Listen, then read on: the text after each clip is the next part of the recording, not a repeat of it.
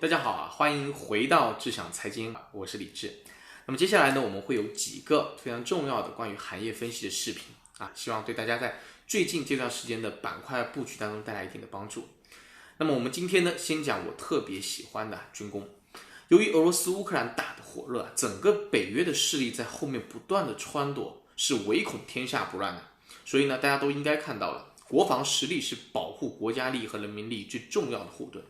那么在投资领域呢，国防军工行业是不是会借这样的一波事件的刺激，带来一次比较不错的机会呢？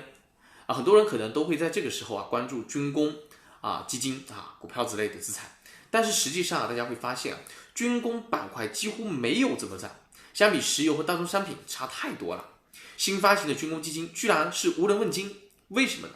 因为投资人实在是太受伤了，伤口还没有完全愈合过去2年呢，军工依然走的是一个过山车的行情。2020年7月份启动，到2021年1月份一波的行情结束，再到2021年的6月份启动也是在今年的1月份整个行情结束。那大部分投资人都是在行情接近顶部的时候进场，而在底部的时候恐慌。即便是现在，如果告诉你跌下来了，不是那么贵了，还是有很多人是不敢动的。伤疤还没有好，痛是忘不了的。理解是可以理解的，但是投资往往就是逆人性的。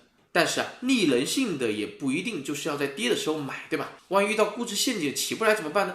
所以呢，我们在布局板块的时候，一定要基于扎实的分析之后，找到长期成长的一个赛道，再去选择相对便宜的价格进入，这是我们能够锁定行业机会最重要的思路。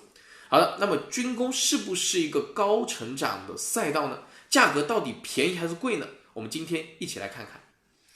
我们先来看它的成长性军工在2020年之前，为什么我也基本是不看的？是因为基本只靠事件来驱动，哪里打个仗开个火就涨，然后就熄火了。为什么不看？是因为大量的军工企业都把钱用在了研发之上，只研发它不生产订单量不够，企业就没有利润支撑，那股价上涨就没有持续的动力。为什么我说在2020年开始之后军工会迎来一个比较高的景气的一个周期呢？最主要的核心原因是什么？是2020年之后，在各个重要的会议传递出来的精神，就是要加快国防和军队的现代化建设，实现富国和强军相统一。那么究竟怎么来支持整个军工行业的发展呢？首先，加强军费预算即便在疫情期间，过去2年我们的军费预算的增速都维持在 6.8% 的水平，比 GDP 增速还高，足以见得国家这个重视程度非常之大。那么接下来呢，军费的预算这么的多，都用到哪里去了？一是武器的大换装，中国正在迎来40年以来最大的现代化武器换装的周期，需要生产大量的武器。二是强调备战能力的建设，怎么加强呢？就是强化实战演习。那么实战演习就会延伸出大量的武器弹药的消耗，这也会是很大的订单来源。所以整个军工企业的发展模式会从重研发轻生产，到现在变成研发和生产并重的这样一个模式。根据万德的预测，中证军工整个板块的净利润增速在未来2年会稳定在 30% 左右的水平。如果我们对标成熟的资本市场，国防军工长期的年化复合增速也是在第一梯队的。我们以美国为例从1983年到2019年，标普500的行业指数的年化收益率当中，航天和国防军工排在第4位。所以呢，你说军工的行业整体的成长性到底好不好呢？其次呢，我们再看现在的军工行业整个估值水平高不高的问题我们现在配置贵不贵我们还是引用万德的数据我们来看中证军工指数的历史估值的情况在过去10年，整个军工行业平均的市盈率是在 89.46 倍，那么目前是多少呢？是 63.77 倍，和历史水平相比明显是低了些。同时呢，这个估值水平比过去10年接近 70% 的时间来的便宜。我们再来看最近2年的估值情况，毕竟最近2年整个军工企业的增长模式发生了一个本质的变化。在最近2年，整个军工行业平均的市盈率是在 64.53 倍，目前的估值呢是 63.77 倍，略低于平均的水平。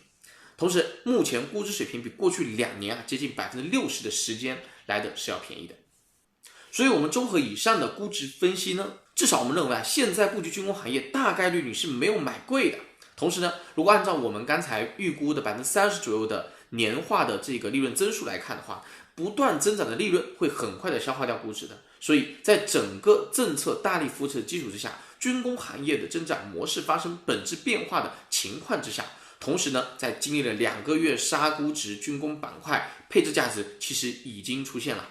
如果你还是觉得贵啊，那么可以采取分批配置的思路。毕竟年报和一季度的报表还没有出来，也有不少的资金还在观望啊，大家都在等着年报、一季度报，看是否能够符合我们的预期，或者是说能否有超预期的一个表现。好的，关于军工配置的价值啊，你怎么看的呢？欢迎大家在评论区留言。我是李志，我们下期见。